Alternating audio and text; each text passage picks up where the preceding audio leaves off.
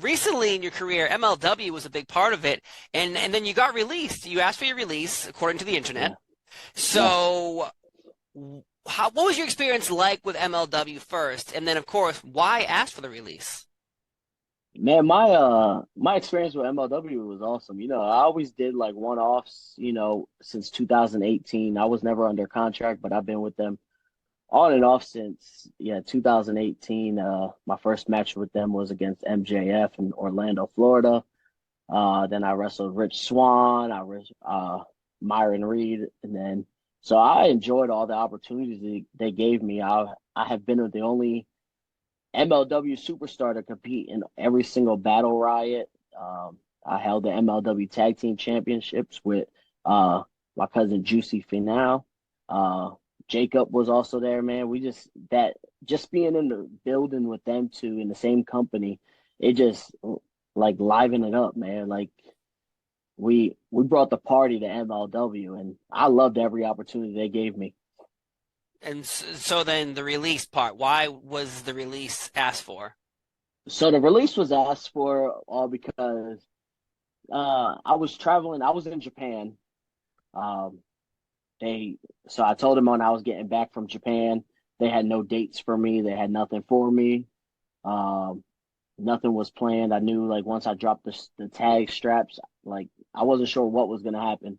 But since they didn't give me no dates or anything, no vision, because at first when we signed, the vision was, the Samoans versus the Von Erichs, the Samoans versus 5150, the SATs. Like it was a big tag division.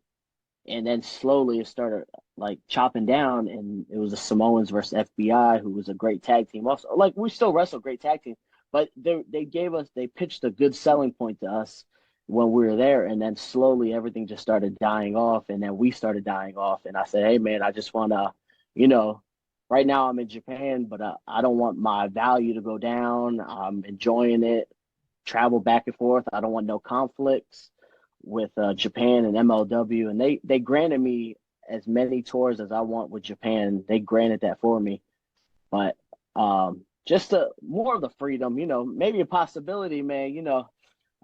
We just be able to throw it up, man. But who knows? But I just wanted that freedom mainly for right now, especially with my family being at the top of the best company there is.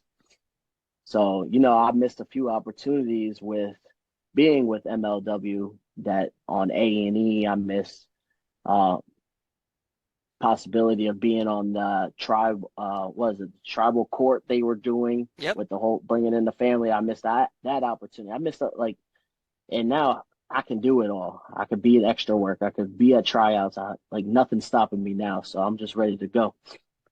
So having your And I think contract being released from that contract allows you now to expand on what you want to do because you just brought up kind of the bloodline. And if you Google your name or even type your name in on Twitter, that's the only thing that pops up is, oh, they're going to WWE. He's going to WWE to be in the bloodline storyline with other members of your family because we're 3.5 years into this, and obviously adding more players makes the storyline grow. So you know yeah, Is man, this happening? Are we going to see more additions to the bloodline? Because you suggested that they wanted you to be part of that tribal court scenario building to SummerSlam. so so the tribal court they wanted a lot of us. They asked for my grandfather, my dad, my uncles, me, Jacob. They wanted us all, and unfortunately, due to our contract and everything, we weren't able to. Um, but that's okay, we weren't able to, and we just carried on, and now we just don't know, man. Time will tell, Impact looks very strong right now. Or what are the January they become what TNA again? AEW looks awesome, man. Just you just never know. Hey man, that's the life of the freedom, right? There'd be a giant missed opportunity, though, if they did not include you and the other mostly released superstars from MLW. Because, again, like you said, adding more versus, it's great to have the originals, the Wild Samoans or people like that. But, like, that can do bumps. You can go in you can go in there and you can get tossed around or you can toss people around. So that's what everyone thinks. That's what everyone wants.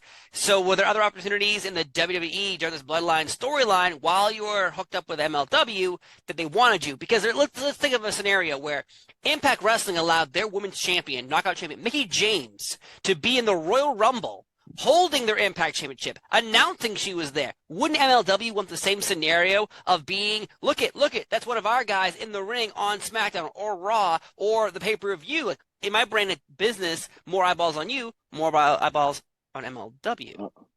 Very true. And we pitched that point and we got shut down. We don't know why, it is what it is. Um, we just ran with it. Like they even did the A&E special, like filming my whole family at our family reunions. Um, and we weren't allowed to be in any of it.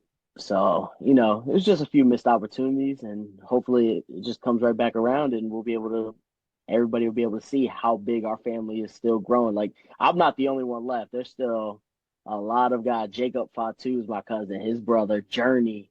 Um, Solo's already in there, man.